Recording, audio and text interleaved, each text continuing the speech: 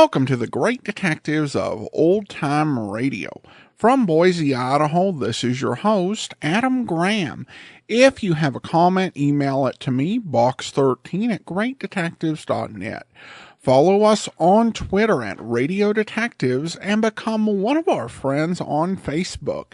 Facebook.com/Radio Detectives. Our listener support campaign continues. You can support the show on a one-time basis at support.greatdetectives.net or become one of our ongoing Patreon supporters for as little as $2 per month and get a monthly newsletter from me by going to patreon.greatdetectives.net. I also do want to remind you there's a video version of this podcast featuring public domain videos over at videotheater.greatdetectives.net. Now it's time for today's episode of yours truly, Johnny Dollar. The original air date, September the 19th, 1951. And the title is The Cuban Jewel Matter.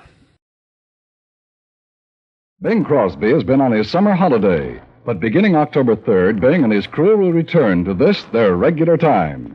So join in the fun with Bing Crosby at this time on Wednesday, October 3rd. From Hollywood, it's time now for Edmund O'Brien as... Johnny Dollar.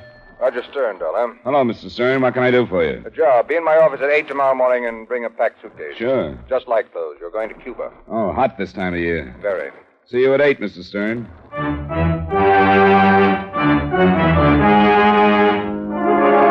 Edmund O'Brien in a transcribed adventure of the man with the action-packed expense account. America's fabulous freelance insurance investigator. Yours truly, Johnny Dollar.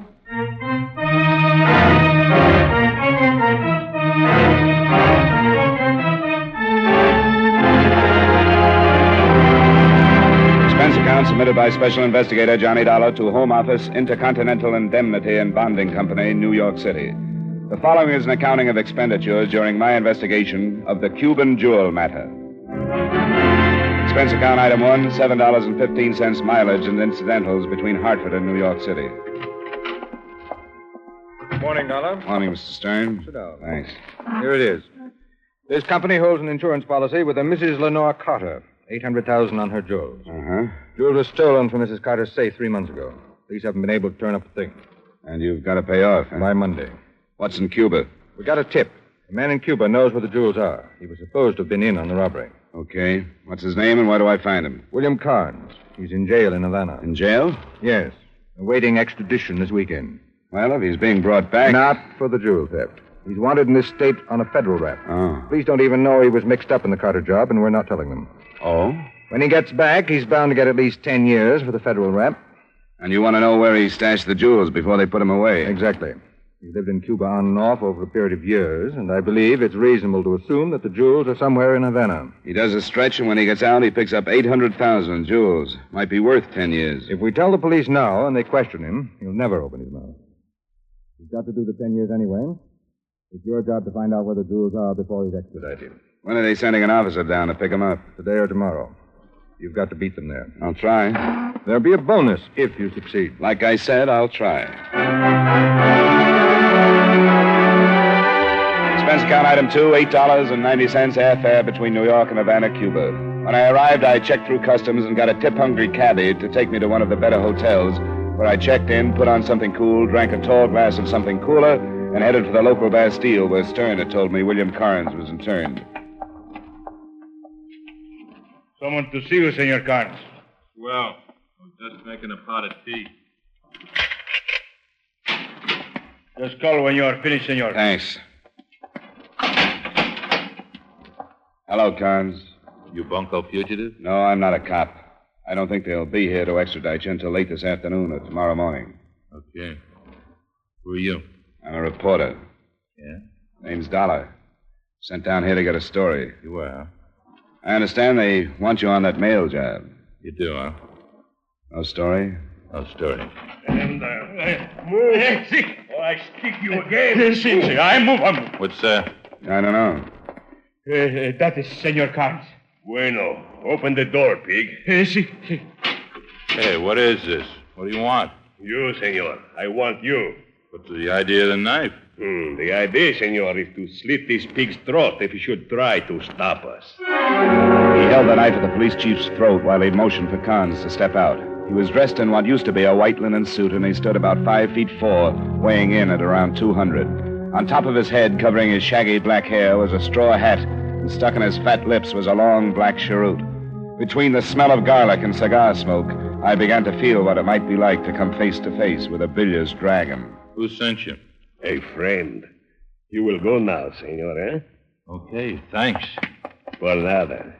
Now get in the cell, pig. You. Huh? Si, you. Senor Dollar, you will go too, no? I took a look at his knife, thought about the gun under my arm, then I took a look at his eyes. They made a panther look like the Mona Lisa. I went. Besides, I didn't want to lose Carnes. As we passed through the squad room, I saw the two guards lying off to the side on the floor. One is only unconscious. The other one tried to make noise. I slit his throat. Yeah. He followed me out on the street and climbed into a car. As he drove away, he smiled, a mouthful of yellow teeth, and waved one of his stubby arms. I looked around for some help, but the street was nearly deserted. I was about to go back into the jail and release the police chief when I looked down the block and spotted Carnes ducking into a building. I went after him. The sign over the door read Cantina El Gallo, so I slowed down to a sprint and went in.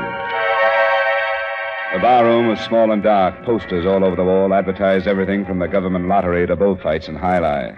Carnes was nowhere in sight, so I walked over to a long bar, and a lazy bartender moved a wet bar rag slowly up the counter to me. Something for you, Mac? You American? Yeah, but I got sold on siestas. Where did the guy go? Came in here just before I did. I didn't see nobody. Look, I'm going to make this as painless as possible. A guy named Carnes just romped in here. Whether you know him or not, you couldn't have missed him. He didn't go back out the front door. I don't think I like you. I affect some people that way. Where did he go? I don't know what you're talking about. The guy who just came in here. Beat it. You know, I think you're going to take your siesta early today. Yeah? A long one, but it's going to be uncomfortable. I told you to beat it. When you tell me where I can find Carnes. I got a lot of bottles back here. Swell. Line them up. I'll see if I can shoot the corks out. Oh. Uh-huh. Carnes went up to see Maria. Door at the top of the stairs. I went up the stairs 3 at a time and forgot to knock. And there, standing in the middle of the room, was the best reason I could think of for upholding the good neighbor policy. South of the border, north of the border, any way you looked at it, the geography was lovely. See? Where's Carnes? Don't you think it would have been more polite to knock? I forget my manners when I'm in a hurry. Where's Carnes? I don't know anybody named Carnes. That isn't what the bartender said. Whatever he said, I don't know anybody named Carnes. The bartender also said that Carnes came up here just a little while ago. Senor, you don't look like a man who believes everything he hears. I don't, generally, but I saw Carnes come into the bar. He didn't come out. Now, where is he? I have no idea. I think you're lying. Please leave, senor. Sure. Where's your back door? The way you came in. Bad luck. Where is it? Behind the curtains.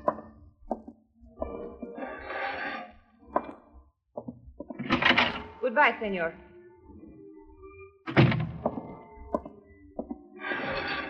I said goodbye, senor. I had trouble convincing the bartender. He said Carnes came up here. Okay, I still need Carnes. Do I convince you too? How do you propose to convince me, senor? Right now, time's important. $100 worth. I'm sorry, senor. I could be a bully. You might twist my arm. I might. I'm quite stubborn. Good. You're not twisting very hard. My mind was on something else. My lip? A bonus for bringing in Carnes. Yes? 200. Interesting. But not completely? No. 3. That's all my company can afford. Very generous. How well do you know Carnes? He was the best one around. Uh-huh. Was. Where can I find him? $300. $150 now, just to make sure you give me the right address. The Avenida Porfirio, número 3. Thanks. I checked to see if my hair was on fire and left the room filled with smoke. Downstairs, I found out where to find the Avenida Porfirio and left. Avenida Porfirio is about 8 blocks away and a dead-end street. I found number 3, a tired building, slumped down in the middle of a lot of other tired buildings. I tried the door and found it locked, so I braced myself against it and as quietly as possible tore it off its hinges. I sprawled in just in time to see Carnes dive for a dresser drawer. He stopped cold when he saw the .38 in my hand. Okay, don't shoot. Not unless you make trouble. It's a big gun for a writer. I've got funny writing habits. I even collect stolen property. Oh. Yeah, $800,000 in jewels. Where is it? We could make a deal. We could, but we won't. Come on, get it. I'm in a nasty mood. You can get at least $500,000 at a fence. Stuff's easy to break up. I'll never trace it. Do I have to get rough? No. It's in the bedpost. I'm running out of patience. Okay.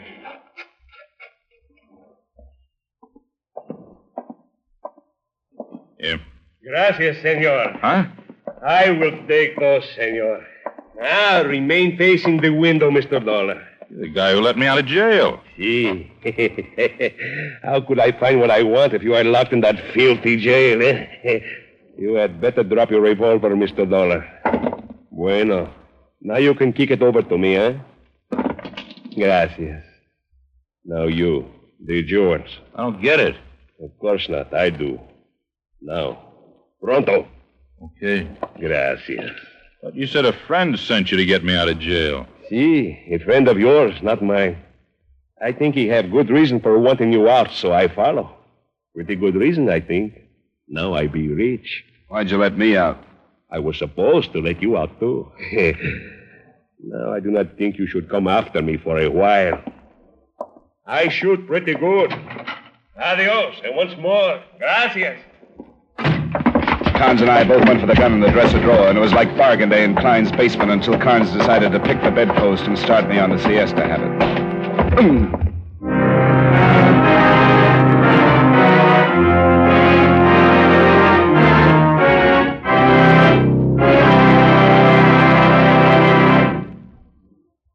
We'll return you to yours truly, Johnny Dollar, in just a moment.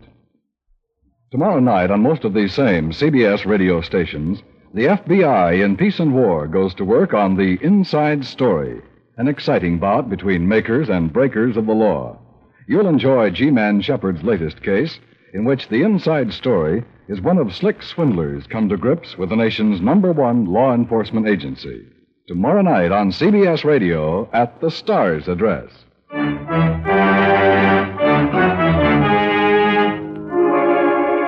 Now, with our star Edmund O'Brien, we bring you the second act of yours truly, Johnny Dollar.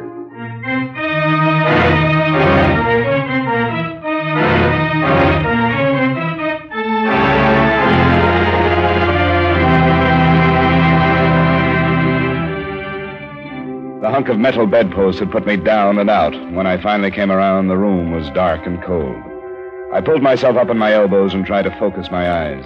My head ached from the scalp wound over my right ear, and through a window, I could see the moon pushing its way over the tops of the buildings across the street. I felt awful. I'd lost the $800,000 in jewels, William Carnes, and enough blood to make a vampire do a schottish. I finally got to my feet, stumbled out of the building, and managed to find my way back to my hotel, where I washed up and put in a call to Roger Stern at the Office of Intercontinental Indemnity and Bonding. Yes, Dollar. Have you located the item? I was in touch with the party you sent me to see. He led me to it. Good. A big bundle of garlic that spoke broken English and carried a large gun is now in possession of the item. What? Yeah, I'm sorry, but I'll do my best to locate it. You mean it was taken away from you? To the point of a skull fracture. Where's Carnes? There was a slight jailbreak. He's loose and probably trying to find the little guy who helped him escape. The little guy's got the item.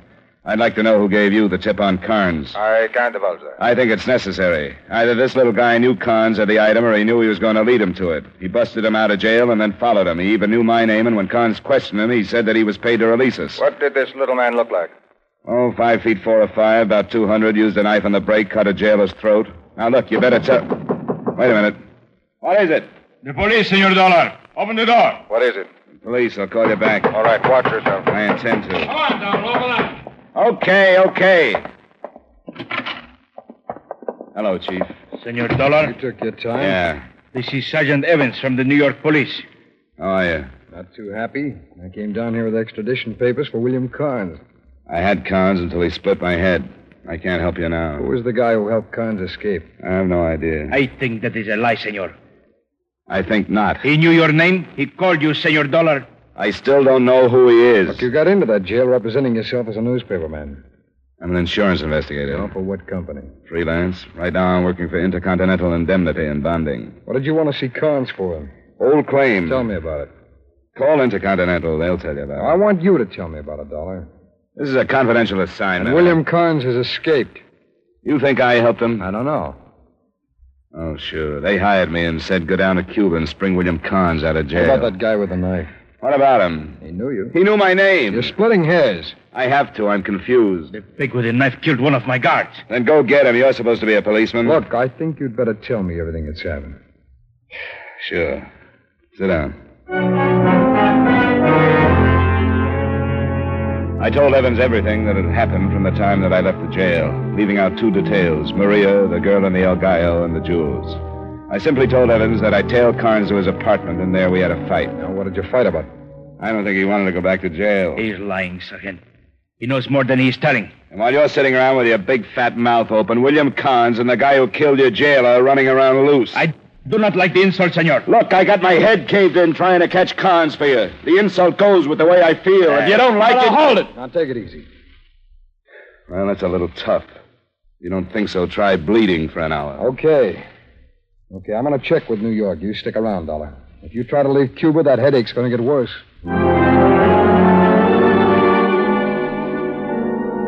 The Cuban police chief followed Sergeant Evans out of the door, and I gave them 10 minutes head start before I left the hotel and headed for the El Gallo. The bartender gave me a dirty look that was right in character with his surroundings, and I pulled myself up on a bar stool. Maria was on the other side of the room, moving between the crowded tables and singing something in Spanish about how they put the blame on Maine. She worked her way over to the bar, and when she spotted me, she smiled and used her beautiful brown eyes to point the way up to her room. I smiled back, slid off the bar stool, and went up the stairs at the rear of the cafe. In a few minutes, I heard the applause, and then her footsteps. Hello. Hello. I made myself comfortable. Bueno. Now, if you'll excuse me, I will do the same. It's a pretty dress. But very uncomfortable. I'll change. I'll be out in a moment, huh? There's something to drink on the shelf by the window. Did you find it? Yeah. How about you? Please.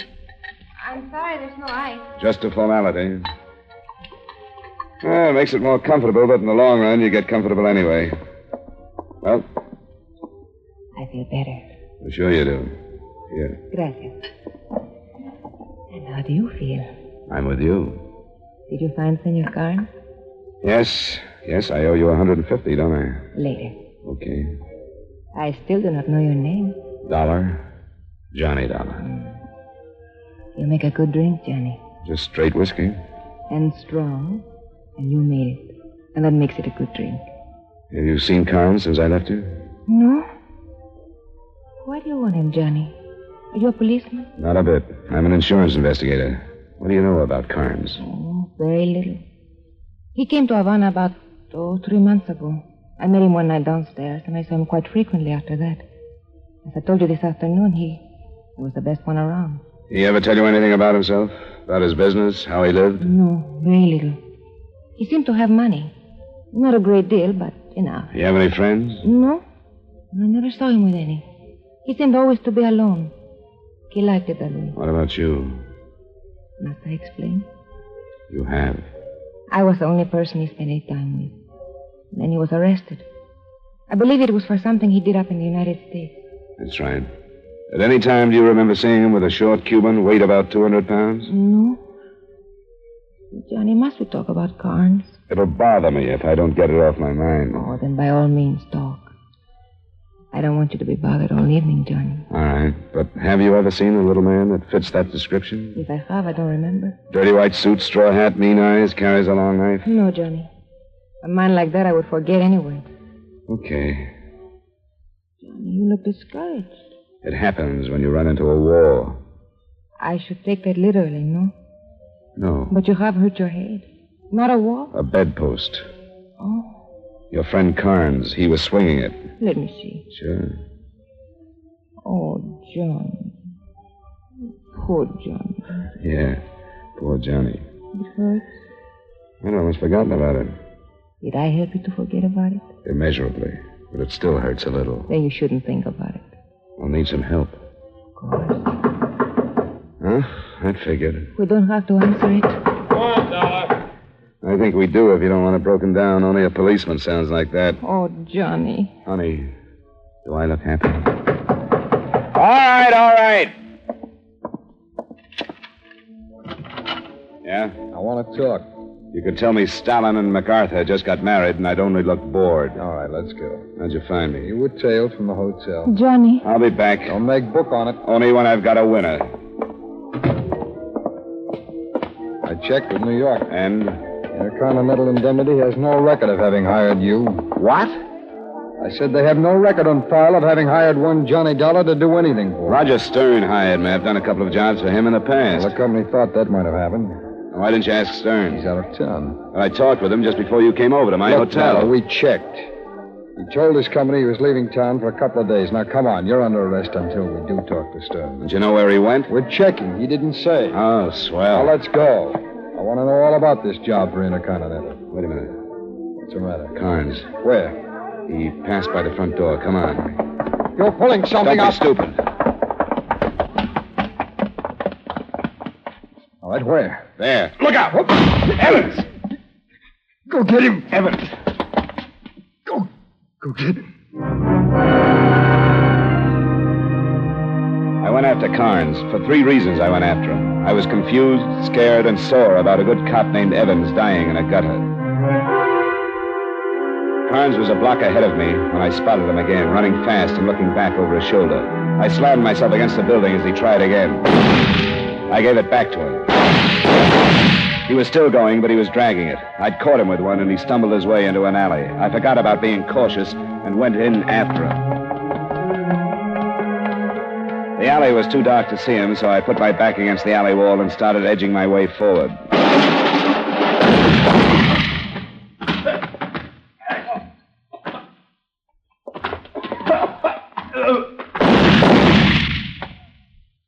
Give it up, Carnes. You're through. Okay. I'm hit bad. Get me some help. Practically cut me in half. Get me to a doctor. You just killed somebody. I'm dying. A doctor, huh? When you tell me a few things. What? Please, get a doctor. I'll tell you. Why were you busted out of jail? Who wanted you out? The guy I was in on the Carter job with. He put me up to it. Gave me the combination of the safe. You got the jewels and headed for Cuba. You didn't split with him. No. I found out he was after me, so I turned myself into the law on an old rap. He had me busted out, so I led him to the jewels. It wasn't the little guy with the knife? No. He hired him, too, I guess. Who is he? Stern. Roger Stern. Works for an insurance company. Yeah, I know. Please. Look. Okay. You get your doc. Can you stand up? Carnes? No, I guess you can't. You're not ever going to stand up again. Well, there it was. Roger Stern, the man who'd hired me, was the man I was after. So I got to a phone and I called the Havana airport. The next plane from New York was due in an hour, and because of my phone call to Stern, it was a good bet he would be on it to protect his interests.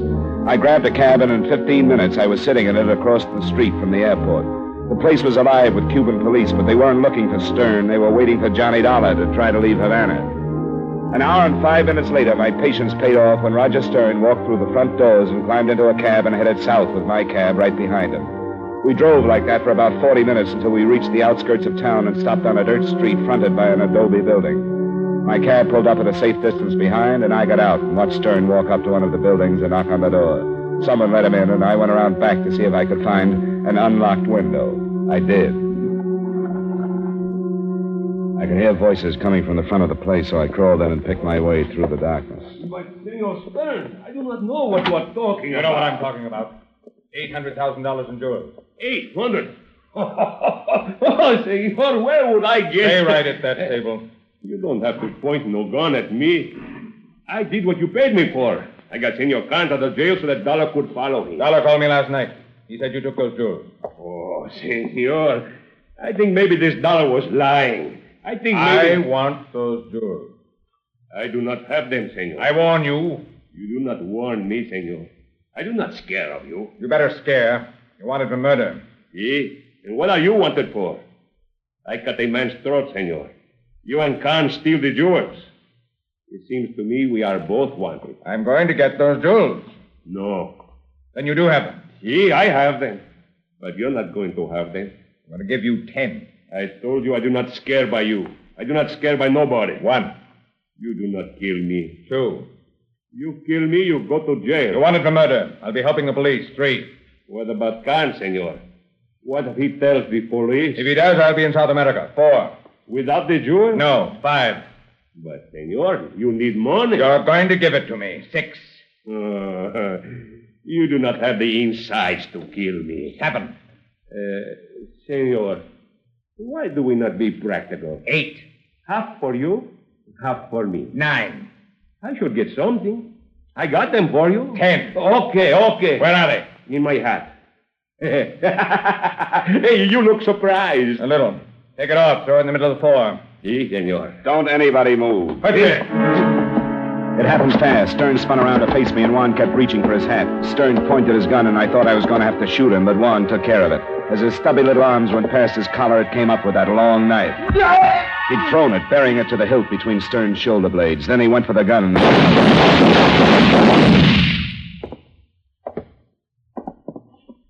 The little fat man was lying on his back where 2 of my shots had knocked him. He was as dead as he could get, and his eyes were staring up at the ceiling where the last of his cigar smoke still clung to the dusty beams. His straw hat was pushed back, and 800,000 in jewels had spilled out of his leather bag inside and was spread on and around his fat face.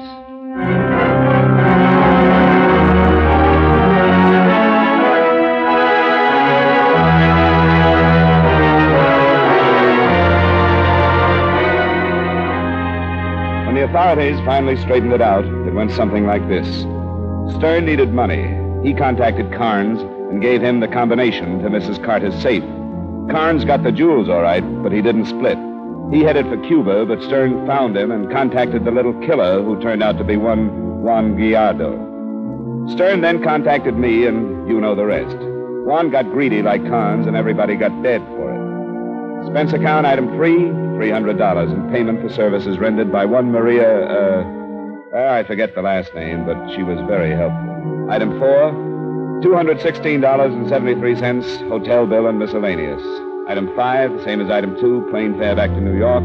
Item 6, same as item 1, mileage to Hartford. Expense account total, $708.83. Remarks? I have saved Intercontinental Indemnity $800,000, and Mr. Stern was still an employee when he promised me that bonus. If you think I've earned it, please forward it to my address in Hartford. If it takes more than 2 weeks to clear, I am returning to Cuba for a vacation, so you may send it to the Cantina El Gallo. Yours truly, Johnny Dollar.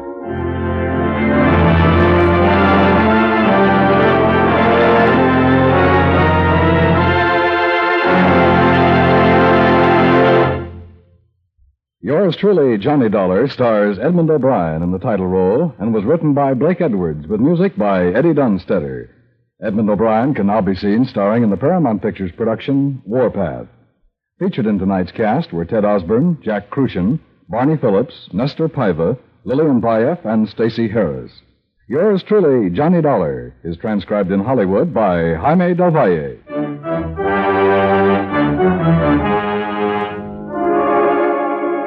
This is Dan Cubberly inviting you to join us next week at this time when Edmund O'Brien returns as... Yours truly, Johnny Dollar.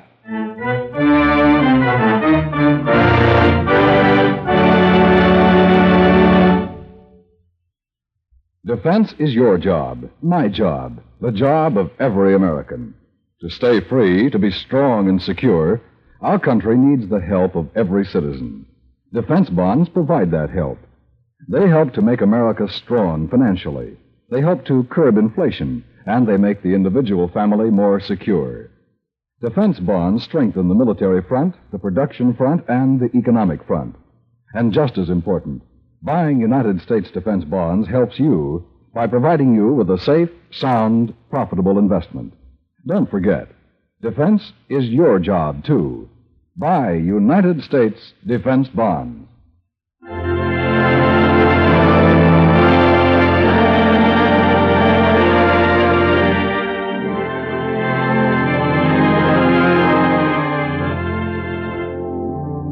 Inspector Hearthstone of the Death Squad attempts to solve a particularly grim killing tomorrow night.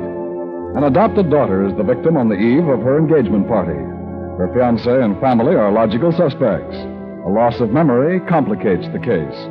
Plan to listen tomorrow night for Inspector Hearthstone of the Death Squad on most of these same CBS radio stations.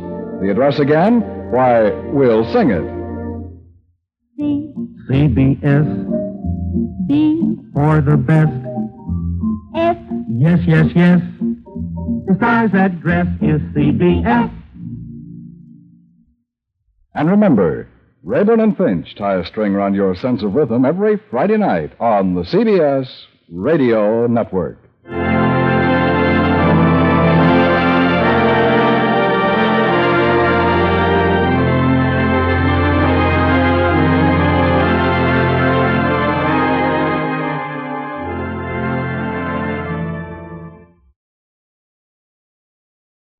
Welcome back. This episode of Johnny Dollar was actually based on a Richard Diamond script from June the 14th of 1950 entitled $80,000 in Jewels. That episode also featured Richard Diamond singing, which I don't think would be quite in the wheelhouse for Edmund O'Brien's Johnny Dollar. And I think also did have a few more gags in there. Well, now I do want to go ahead and thank our Patreon supporter of the day. Thank you to Bill, Patreon supporter since December, currently supporting us at the Shamus level of $4 or more per month. Again, thank you so much for your support. And that will actually do it for today. If you're enjoying the podcast, I do encourage you to rate it and maybe even review it wherever you happen to listen to or download your podcast from. I do want to also remind you that coming up tomorrow, we'll be bringing you The Silent Men, and next Friday, we'll be back with another episode of yours truly, Johnny Dollar. In the meantime, do send your comments to box13 at greatdetectives.net. Follow us on Twitter at Radio Detectives and become one of our friends on Facebook. Facebook.com/Radio Detectives. From Boise, Idaho, this is your host, Adam Graham, signing off.